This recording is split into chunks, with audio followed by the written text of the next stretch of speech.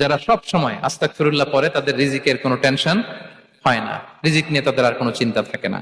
আল্লাহ নবী নূহ আলাইহিস সালাম যিনি ওনার জাতিগোষ্ঠীকে বলেছিলেন ফাকুল তুস্তাগফিরু রাব্বাকুম ইন্নাহু কানা গাফফারা, তোমরা বেশি বেশি ইস্তিগফার পড়ো, তিনি ক্ষমাশীল।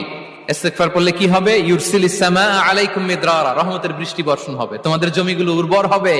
ওয়া ইউমদিদুকুম বিআমওয়ালি ওয়া বানিন, আল্লাহ তাআলা তোমাদেরকে সম্পদে বারাকা দিবেন, সন্তানে বারাকা দিবেন।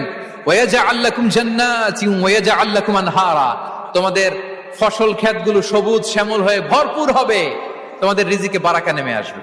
তাহলে আমরা যেন বেশি বেশি ইস্তিগফার করি।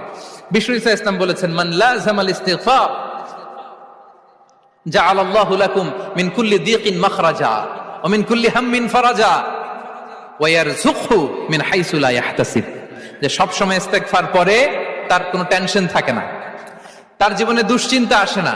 আর